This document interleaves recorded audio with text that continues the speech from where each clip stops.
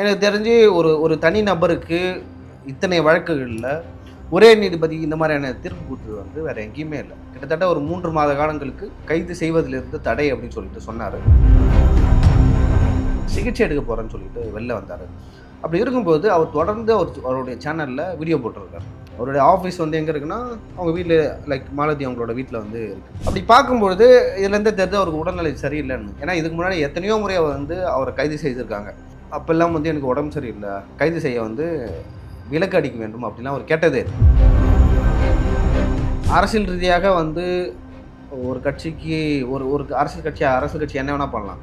அதுக்காக ஒரு அரசியல் கட்சி வந்து சினிமாவில் தலையீடு என்பது வந்து ஏற்றுக்கொள்ள முடியாது அப்படின்னு சொல்லிட்டு நான் நினைக்கிறேன். நாங்கள் மறு தணிக்கை பண்ணணும் அப்படின்னு சொல்லிட்டு இவங்க தரப்பு சொல்கிறாங்க. அது எவ்வளோ நாள்னா 20 நாள் கிட்ட ஆகும் அப்படின்னு சொல்லிட்டு சொல்கிறாங்க. ஸோ 20 நாள்லாம் இந்த மாதம் முடிஞ்சு பிப்ரவரி கிட்ட வந்துடும் நினைக்கிறேன். சார், இப்போ ஜான் ஆரோக்கியசாமி அவங்கெல்லாம் விசாரணைக்கு கூப்பிடுவாங்க அப்படின்ற ஒரு இன்ஃபர்மேஷன் வருது. விஜய் அவர்களும் கைது செய்யப்படுவாங்க அப்படின்ற இன்ஃபர்மேஷன் வருது. வாய்ப்பு இருக்கா சார்? அதில் திமுகவோட கை இருக்குது. எலெக்ஷன் நேரத்தில் தேர்தல் வரும்பொழுது வந்து திமுக சார்பாக வந்து யாராவது கைது செய்யப்படலாம். ஒருவேளை வந்து தமிழக வெற்றி கழகத்துடன் வந்து காங்கிரஸ் கூட்டணி வச்சா இந்நேரம் அறிவிச்சிருப்பாங்க. அந்த ஹாஸ்பிட்டல் போன அமைச்சர் இருக்கலாமா?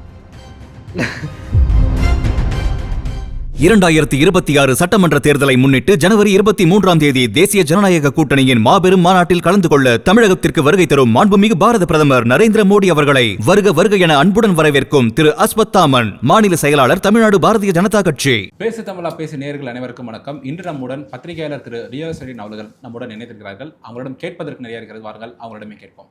சார் வணக்கம். வணக்கம். எப்படி இருக்கீங்க சார்? நல்லா இருக்கேன் சார். இப்போ சவுக்கு சங்கர் சார் அவங்க மேலே மீண்டும் ஒரு கேஸ் பதிவு பண்ண போகிறாங்க, அதனால தான் ஹாஸ்பிட்டலில் போய் இருந்துட்டாங்க அப்படின்ற ஒரு தகவல் சோஷியல் மீடியாவில் பரவிட்டு இருக்கு. இது எப்படி சார், என்ன சார் உண்மை போயிட்டு இருக்கு? இல்லை, அவர் வந்து டிசம்பர் மாதம் வந்து கைது செய்யப்பட்டார். கைது செய்யும் பொழுது அப்பொழுதே வந்து அவர் வந்து உடல்நலக்குறைவாக தான் இருந்தார். ஏன்னா அவருக்கு ஆன்ஜியோ பண்ணியிருக்காங்க. அதை தாண்டி அவருக்கு சர்க்கரை நோய் இருக்குது. ஸோ இதனால் வந்து அவர் அரெஸ்ட் பண்ணும்போது அவங்க வழக்கறிஞர் என்ன சொன்னாங்க, அரெஸ்ட் பண்ணாதீங்க அப்படின்னு சொல்லிட்டாங்க. அதை தாண்டி வந்து அவர் வந்து கைது செய்யப்பட்டார்.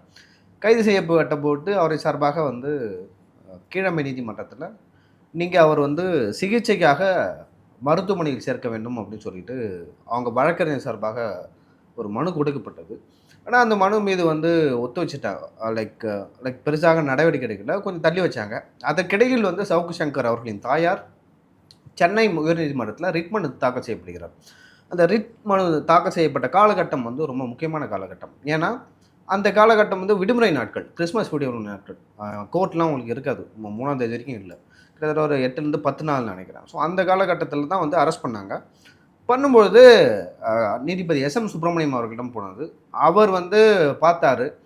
கிட்டத்தட்ட ஒரு அவங்க வழக்கறிஞர் சார்பாக 2-3 வழக்குகள் தான் வந்து எங்களுக்கு ஜாமீன் வேணும் அப்படின்னு கேட்டாங்க. கேட்ட பொழுது அவரும் வந்து கொடுத்துட்டாரு. அதன் பிறகு வந்து காவல்துறையினர் மேலும் 17 வழக்கு அவர் மேலே இருக்குது மொத்தமாகவே.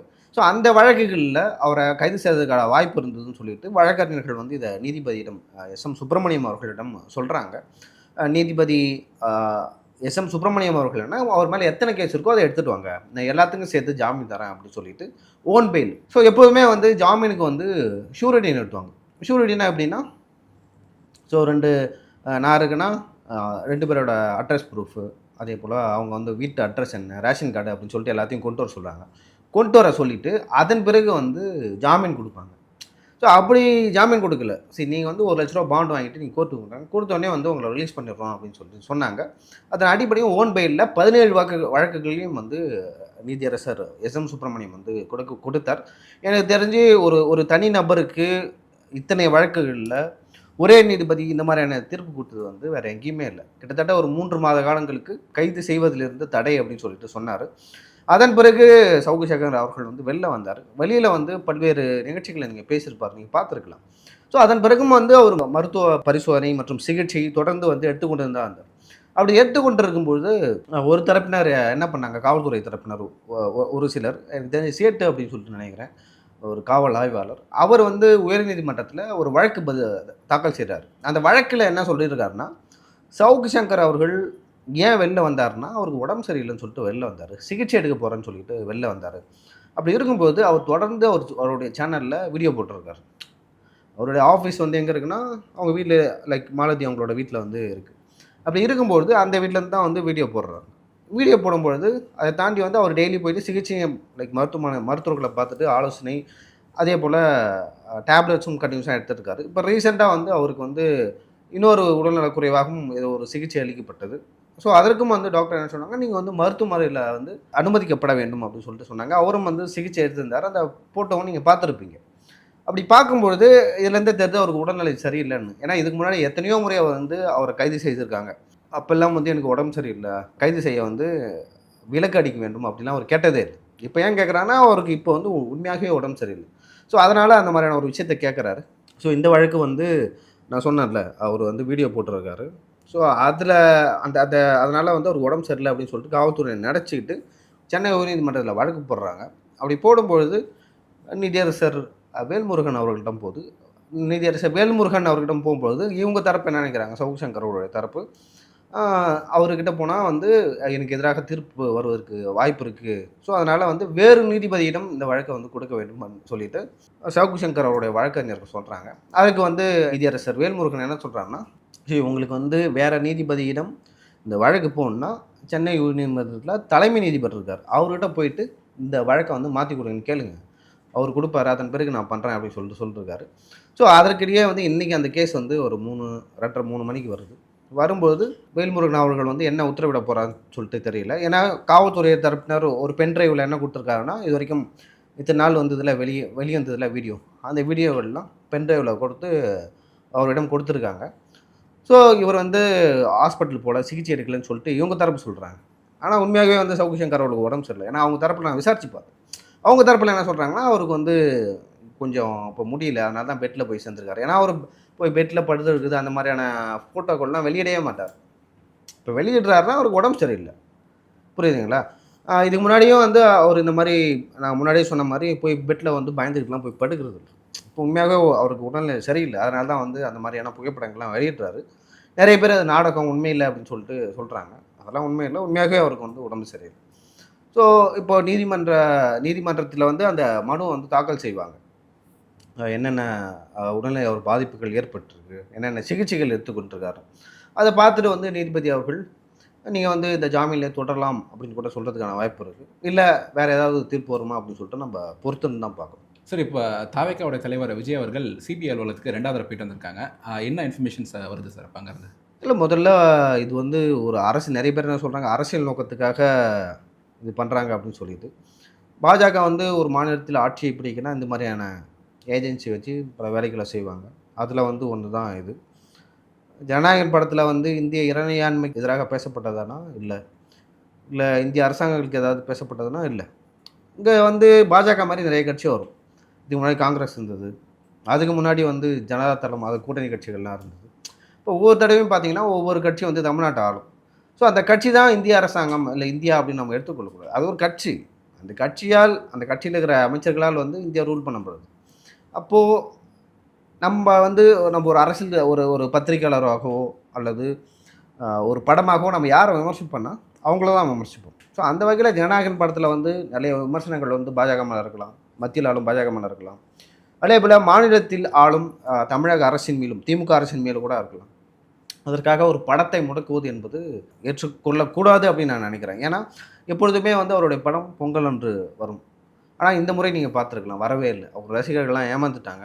அரசியல் ரீதியாக வந்து ஒரு கட்சிக்கு ஒரு அரசியல் கட்சி என்ன வேணால் பண்ணலாம். அதுக்காக ஒரு அரசியல் கட்சி வந்து சினிமாவில் தலையீடு என்பது வந்து ஏற்றுக்கொள்ள முடியாது அப்படின்னு சொல்லிட்டு நான் நினைக்கிறேன். இன்றைக்கி வந்து விசாரணை வந்தது. விசாரணைக்கு வரும்பொழுது பல்வேறு விஷயங்கள் குறித்து இந்த 2 தரப்பிலும் வந்து வாதங்கள் வைக்கப்பட்டது. அதுக்கு முன்னாடி வந்து இந்த வழக்கு வந்து உயர்நீதிமன்றத்தில் வந்து நீதிபதி ஆயிஷான்னு நினைக்கிறேன், பேர் எனக்கு சரியாக தெரியல. அவங்க வந்து என்ன சொல்கிறாங்கன்னா, படத்தை வெளியிடலாம்னு சொல்லிட்டு சொல்கிறாங்க. தணிக்கை குழு என்ன பண்ணுதுன்னா மேலே போகுது, வெளியிட முடியாது அப்படின்னு சொல்லிட்டு சொல்கிறாங்க. அவங்க மேல்முறையீடு செய்கிறாங்க. மேல்முறையீடு செய்யும்பொழுது நீங்கள் வந்து சென்னை உயர்நீதிமன்றத்திலே போய் அதை பார்த்துக்குங்க அப்படின்னு சொல்லிட்டாங்க. இன்றைக்கி அந்த வழக்கு வந்தது. எங்கள் 2 தரப்பும் என்ன கேட்குறாங்கன்னா, எங்களுக்கு 1/2 hour கிட்ட அவகாசம் வேணும் இந்த வழக்கு தொடர்பாக பேசுகிறதுக்கு அப்படின்னு சொல்லிட்டு சொன்னோடனே, ஸோ சரி உங்கள் வாதங்களை வைங்க அப்படின்னு சொல்லிட்டு சொல்கிறாங்க. அதுக்கு தணிக்கை அந்த வாரியம் என்ன சொல்கிறாங்கன்னா, அவங்க பல புகார்களை அடுக்குறாங்க. ஸோ நாங்கள் வந்து மேல்முறையீட்டுக்கே போகல, இவங்க முந்தி கொண்டு மேல்முறையீட்டுக்கு போயிட்டாங்க, ஏற்கனவே வந்து தணிக்கை சான்றிதழ் கொடுத்த ஒரு படத்தின் மேலே மீண்டும் வந்து தணிக்கை என்பது வந்து ஏற்றுக்கொள்ளக்கூடாது அப்படின்னு சொல்லிட்டு இவங்க சொல்கிறாங்க. அப்போ திரும்ப வந்து எப்போ நாங்கள் மறு தணிக்கை பண்ணணும் அப்படின்னு சொல்லிட்டு இவங்க தரப்பில் சொல்கிறாங்க. அது எவ்வளோ நாள்னா 20 நாள் கிட்ட ஆகும் அப்படின்னு சொல்லிட்டு சொல்கிறாங்க. ஸோ 20 நாள்லாம் இந்த மாதம் முடிஞ்சு பிப்ரவரி கிட்ட வந்துரும்னு நினைக்கிறேன். ஸோ பொறுத்திருந்து தான் பார்ப்போம். என்னை பொறுத்த வரைக்கும் வந்து சினிமாவில் பெரிதாக வந்து நம்ம அரசு செய்ய வேண்டிய தேவையில்லைன்னு நினைக்கிறேன். ஏன்னா இதுக்கு முன்னாடி வந்து இதை விட வந்து சர்ச்சையான படங்கள் வந்து இந்தியா முழுவதும் வந்து ரிலீஸ் ஆகிருக்கு. அந்த படம் வரும்போது எல்லாம் வந்து சர்ச்சை தான். எனக்கு தெரிஞ்சு காஷ்மீர் ஃபைல்ஸ், அதுக்கப்புறம் கேரளா ஸ்டோரி அப்படின்னு சொல்லி நிறைய படங்கள். ஏன்னா அந்த படம்லாம் நான் பார்த்ததில்ல, எனக்கு ஞாபகம் இல்லை. மோடி பயோகிராஃபி கூட வந்துருக்கு சார். அது அது அது அது கூட வந்து ஒரு தனி மனிதனோட வாழ்க்கையை நம்ம சர்ச்சையும் சொல்ல முடியாது. ஒரு சமூகத்துக்கு எதிராக வந்தது. எலெக்ஷன் டயத்தில் ரிலீஸ் பண்ணாங்க. ஸோ அதுதான் வந்து சர்ச்சையும் சொல்ல முடியும். ஸோ அது மேலேயும் விமர்சனங்கள் வந்தது. ஒரு படம் ரிலீஸ் ஆகிறதுக்கு முன்னாடியே வந்து அதில் வந்து சர்ச்சையாக இருக்குது, தேவையில்லாது இருக்குது அப்படின்னு நம்ம சொல்ல முடியாது. ஓகேங்களா? ஸோ அந்த வகையில் வந்து இந்த ஜனநாயகன் படம் லைக் இந்த மாதிரி வெளியிடாமல் தடை செய்வது வந்து என்னை பொறுத்த வரைக்கும் தனிப்பட்ட முறையில் வந்து யாரோ ஒருவரின் அரசியல் ஆதாயத்துக்காக அதை பண்ணுறாங்க. அது பண்ணக்கூடாதுன்னு நான் நினைக்கிறேன். சார், இப்போ ஜான் கேசாமி அவங்கெல்லாம் விசாரணை கூப்பிடுவாங்க அப்படின்ற ஒரு இன்ஃபர்மேஷன் வருது. விஜய் அவர்களும் கைது செய்யப்படுவாங்க அப்படின்ற இன்ஃபர்மேஷன் வருது. வாய்ப்பு இருக்கா சார்? ஸோ விஜய் கைது செய்யப்படுவாரா மாட்டாரா என்பது அது ஒரு ஓரமாக வச்சிடலாம். இப்போ வந்து பாஜக இந்தியாவில் 3வது முறையாக ஆட்சியை பிடிச்சிருக்கு. எதிர்கட்சியில் வந்து ராகுல் காந்தி அவர்கள் இருக்கார். ஸோ அவங்க மேலேயும் வந்து அந்த நிறைய வழக்குகள், பூஃபா சூழல் வழக்கு, நேஷனல் ஹெரால்டு அப்படின்னு சொல்லிட்டு நிறைய வழக்குகள் அவங்க குடும்பத்து மேலே இருக்குது. அப்படி இருக்கும்போதும் வந்து ராகுல் காந்தி அவர்களை வந்து தொடவே இல்லை பாஜக. காரணம் என்னன்னு நீங்கள் நினைக்கிறீங்க? தொட்டா வளர்ந்துருவாங்க. தொட்டா வளர்ந்துருவாங்க ஒன்று.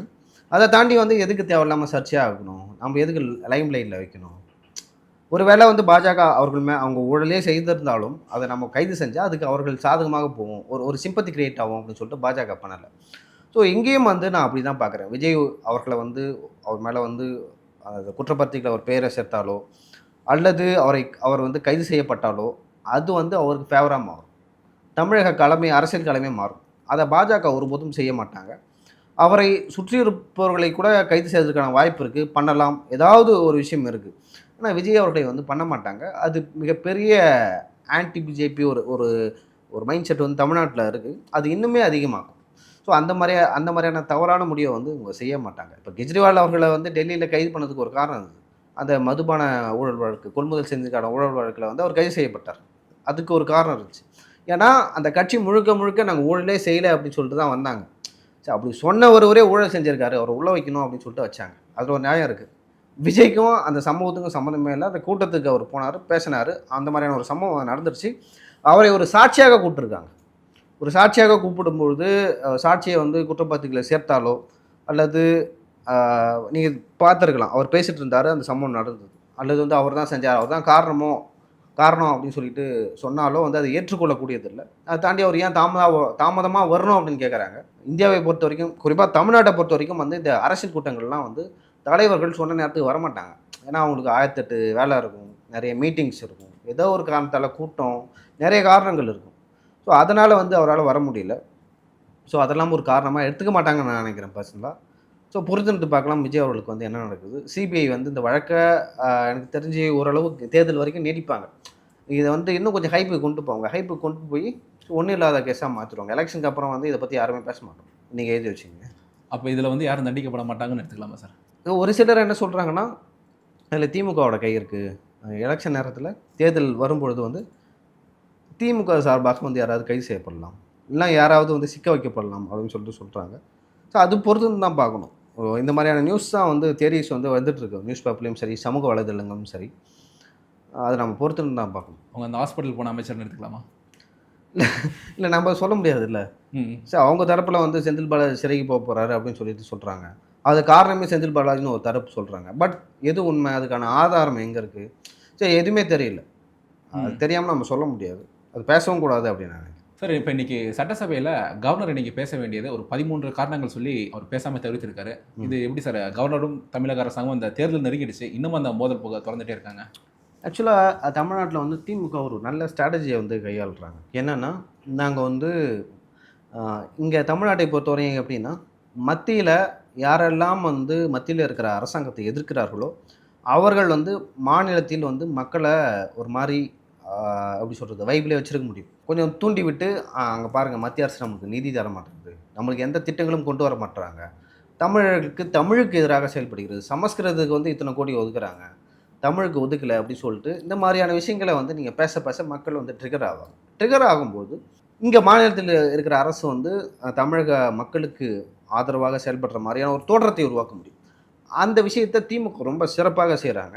ஸோ 2019 இப்போது 2024 எலெக்ஷன் வரைக்குமே அது நல்லா ஒர்க் அவுட் ஆயிடுச்சு. அவங்க தான் தொடர்ந்து வெற்றி பெற்று வராங்க. ஸோ அப்படி இருக்கும்போது அதில் ஆளுநர்களும் வந்து முக்கிய பங்காற்றுறாங்க. ஸோ மகாராஷ்டிராவோட முன்னாள் ஆளுநர் ஒருத்தர் இருந்தார். அதுக்கப்புறம் பன்வரிலால் புரோஹித் இருந்தார். இவங்க 2 பேரும் இருந்தாங்க. இவர்கள் இருக்கும்போதெல்லாம் வந்து இந்த மாதிரியான சர்ச்சை வரல. அப்படி சர்ச்சை வந்தாலும் வந்து அவங்கெல்லாம் லெஃப்ட் ஹேண்டரில் வந்து தமிழக மக்கள் ஹேண்டில் பண்ணுறாங்க. ஏன் இப்போ இருக்கிற ஆளுநர் என் ரவி அவர்களை வந்து ஹேண்டில் பண்ண முடியலன்னா, அவர் வந்து முன்னாள் அதிகாரி, உளவுத்துறை அதிகாரியாக இருந்தார். உளவுத்துறையிலையும் அதே போல் இந்திய பாதுகாப்பு பணியிலும் பல்வேறு பொறுப்புகளில் வகிச்சாங்க. ரொம்ப ஸ்ட்ராங்காக இருப்பாங்க. என்ன பிரச்சனை வந்தாலும் ஸ்ட்ராங்காக இருப்பாங்க. அதை எப்படி எதிர்கொள்ளணும், அதுக்கு எப்படி கவுண்டர் பண்ணணும் அப்படின்னு சொல்லிட்டு அவங்களுக்கு தெரியும். ஸோ அதனால தான் வந்து ஆளுநர் ரவிக்கு வந்து நிறைய அழுத்தங்கள் கொடுக்கப்பட்டது. சமூக வலைதளங்களில் அவருக்கு எதிராக பல்வேறு கருத்துக்கள் வந்து பகிரப்பட்டது. கெட் அவுட் ரவி அப்படின்னு சொன்னாங்க. அதே போல் ரவியை வெளியே போ, தமிழ்நாட்டை விட்டு போ, ஆளுநரை மாற்ற வேண்டும் அப்படின்னு சொல்லிட்டு நிறைய பேர் சொன்னாங்க. அவர் வந்த புதுசுலேயே வந்து ஆளுநர் ரவியை வந்து தமிழ்நாட்டில் ஆளுநராக நியமிக்கக்கூடாது அப்படின்னு சொல்லிட்டு தொல் திருமாவளவன் சொன்னார்.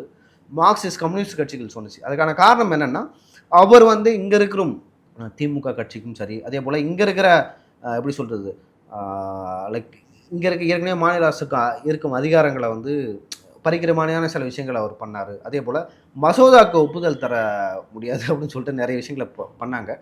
எப்பொழுதுமே வந்து ஆளுநர் தான் பல்கலைக்கழகங்களுக்கு வேந்தராக இருப்பார்.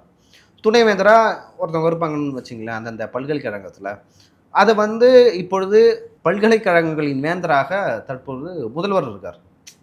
ஓகேங்களா? இதற்கு வந்து அச்சாரமிட்டது யாருன்னா என் ரவி அவர்கள் தான். அதுக்கான காரணம் என்னென்னா, அந்த அந்த ஃபைட்டிங் ஸ்பீட் இருக்குல்ல. ஸோ ஒரு விஷயத்த வந்து எதாக இருந்தாலும் வந்து நாசுக்காக செய்யணும். ஓகேங்களா? பொறுமையாக செய்யணும், ஆனால் கரெக்டாக செய்யணும். ஸோ அந்த இடத்துல வந்து மத்திய அரசும் சரி, இல்லை ஆளுநர் அவர்களும் தவற விட்டாங்க. அதோட தொடர்ச்சியாக தான் இப்போ நான் பார்க்குறேன். ஸோ அவர் வந்து சொன்ன ஒரு காரணங்கள் என்னென்னா, தேசிய கீதத்தை வந்து தொடக்கத்தில் பாடலை அப்படின்னு சொல்லிட்டு வெளியேறினதாக சொல்கிறாங்க. ஸோ அது வந்து ஒரு சப்ப காரணம் தான். எனக்கு தெரிஞ்சு 4வது முறையாக இதோட வந்து வெளியேறாரு. எனக்கு தெரிஞ்சு ஒரே ஒரு முறை தான் அவர் இருந்தார்னு நினைக்கிறேன் சட்டமன்றத்தில். மற்ற 4 முறையும் வந்து வெளியேறி இருக்கிறார். இது வந்து ஒரு அரசியலாக தான் பார்ப்பாங்க. திமுகவுக்கு இது ஒரு வெற்றியாக தான் அவங்க பார்ப்பாங்க. பார்த்தீங்களா, ஆளுநர் நாங்கள் வெளில துரத்திட்டோம் அப்படின்னு சொல்லிட்டு வெற்றியை பார்ப்பாங்க. இது வந்து தேர்தல் வரைக்குமே தொடரும் அப்படின்னு நான் பார்க்குறேன். சார், இப்போ இறுதியாக ஒரு கேள்வி சார். காங்கிரஸில் உயர்மட்ட குழு ஒன்று நடந்திருக்கு. அதுக்கப்புறம் பார்த்தா இப்போ இன்னொரு இன்ஃபர்மேஷன் என்ன வந்திருக்குன்னா, கனிமொழி அவங்க போயிட்டு ராகுல் காந்தி அவங்களை சந்திக்க போகிறாங்க அப்படின்ற ஒரு விஷயம் வெளியே வந்திருக்கு.